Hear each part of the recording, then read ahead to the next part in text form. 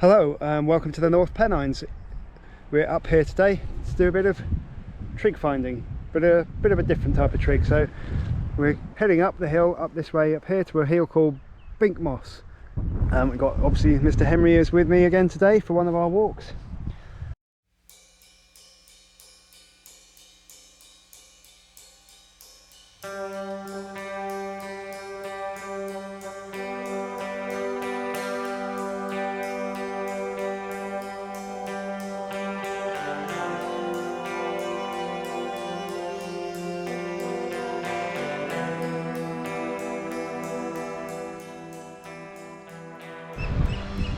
We're not too far up yet. We've got a very noisy bird interrupting us down there. I don't know if we can pick him up on the camera.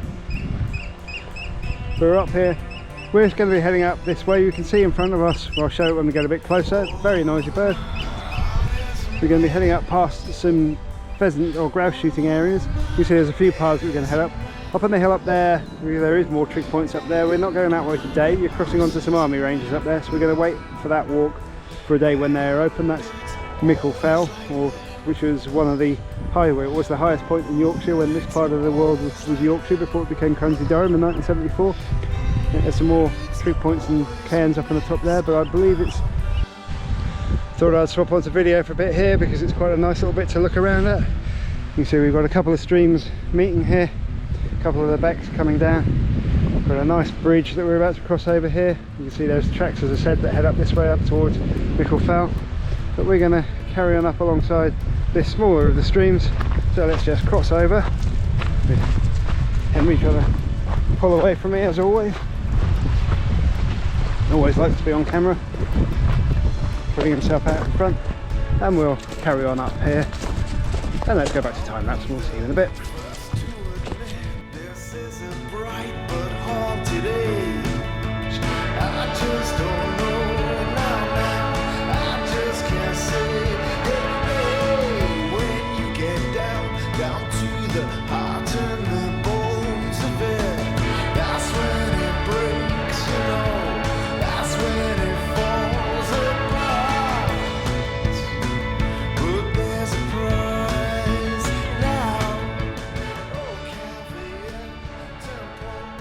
Well, we're about halfway up now, having a good look around. You can see again across to Mickle Fell. We've got one of these little huts here.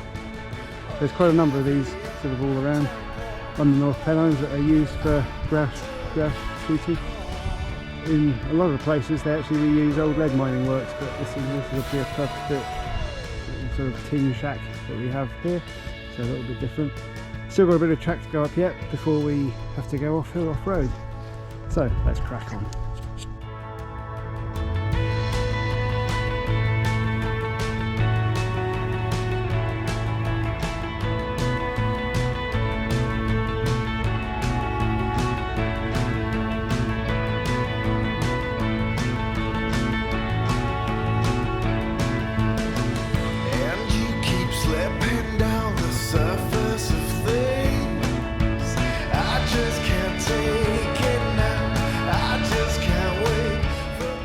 Right, so we're almost now sort of at the metal track does carry on a little way here, but you can see we've got a climb up in front of us here, which is opportunity up into Bink Moss itself. If you look across, we're getting some lovely views starting to come across, both across the North Pennines, but all the way across over there. If you can just sort of see right in the far distance, we're certainly looking at the hills of the Yorkshire Dales over there. I think that's Bink Moss over there, but I shall try and work that out later on the map when I get back. And again back over to Mickle Fell. When we get up the top we might even get to see a little bit of the lakes, you never know, so we'll see there. But for now we're gonna go off-road. There appears to be a bit of a track up here. It looks like someone's driving some sort of quads or Land Rovers up here. It's likely to get boggy once we hit the top, so I'm going to make the use of these tracks where we can. So you ready to go up, Henry? I think he's ready. We'll head up there.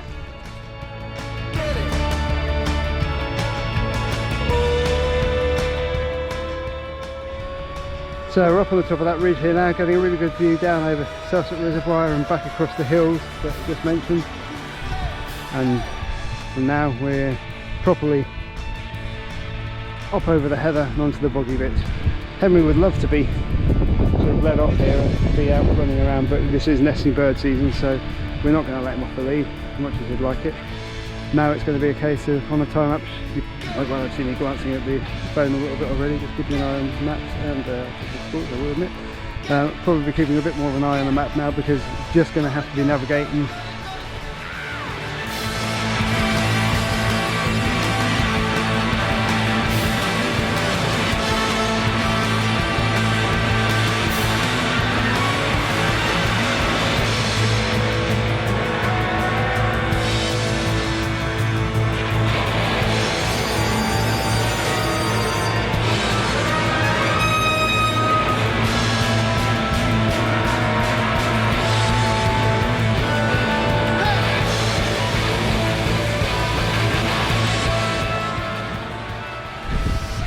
As you might have gathered, it's been pretty boggy so far.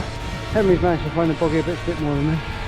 We've come across a bit of a lip here, and it looks pretty boggy. I think we are heading pretty much straight up in front of us there, but we might have to have a bit of a wander around, trying to avoid the boggiest bit and come up around the side there.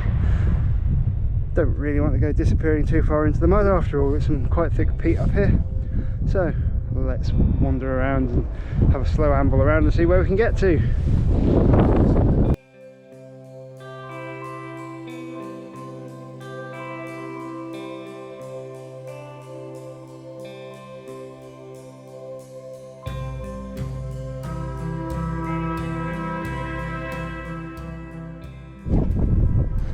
Okay, so I've got up to these two sticks with welly boots on. I could see these on the horizon and I knew that they were up here.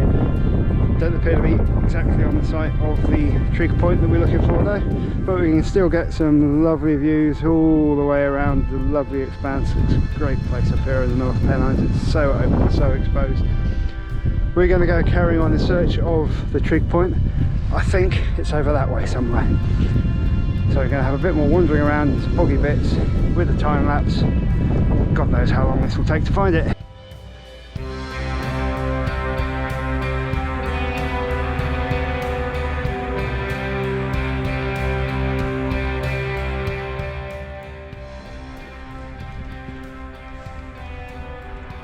So as you might have seen, we had a bit of a wandering around. Basically I had put a pin on a map to show where the trig point that we were heading to up here on Bink was sitting, and well, we're here and this is the view from it. The reason why we have to sort of put it into the map and be able to find it, and by the way, if you don't already have a subscription to the OS digital map service, highly recommend it. It's about 25 quid a year last time I checked, and for that you get access to all of the maps, all of the OS maps across the whole country. It's an amazing service. So what's this trig point that we found? Well, I told you it was a bit different. This is the Bink Curry Stool. Up here, as I've been hinting at, and as you can sort of see from some of the bits around us here, all the sort of watery, peaty, boggy bits here, it's not the sort of place where you could easily put a standard trig point and it not just sink into the ground. So instead, a captain or a lieutenant or a colonel, anyway, some form of military gentleman, a member of the Ordnance Survey, I will find out his name and try and stick in something here at this point. A certain Mr. Curry came up with the idea of these instead. So this is a big piece. It still has a very, I think he's found something exciting to roll in. That's going to make him stinky, I should think. Hopefully just the smell of heather. Yeah, so they still go in very deep, as you might have sort of expect. If you've ever seen what's inside, if you look for what's inside the trig point, you'll see that they have some very deep foundations, and you still have the same here. But rather than, come here you silly dog, he's getting himself all tangled up, but rather than being a big pillar that sits on the ground, it's just a wide lump of concrete onto the top of the hill. You can see there's the point on the top here where you would still attach your system. Come here, Henry. He's definitely found something stinky to roll in. Oh joy. But yes, they were made by Mr. Curry, a member of the Ordnance Survey. I shall look up his rank when I get back. The hills here, as we've seen, are just so deep and so boggy that you wouldn't want to put a standard trig point here. It would just sink, tilt, fall over. Basically, you wouldn't be able to get an accurate reading from up here. So So instead, Mr. Curry came up with a trick for these Curry Stools, which are just very wide, very deep bits of concrete. They still go down a long way into the ground, as you would expect from any other trig point. And you still have the metal point onto which, pointing it out there, thank you very much.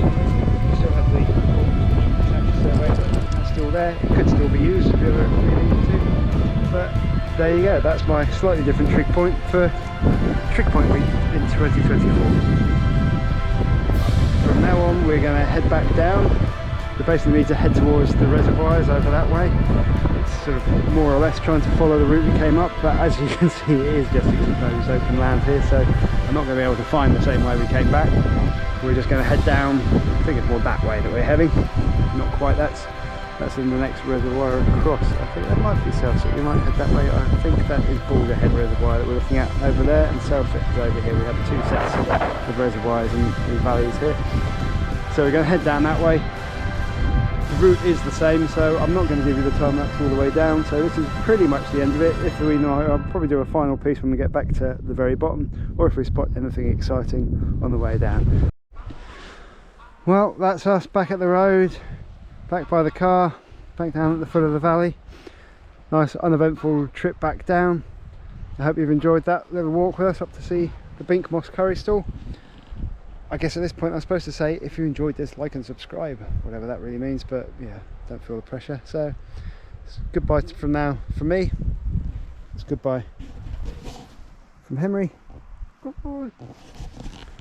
See you again up on the North Pennines again at some point soon. Cheers for now.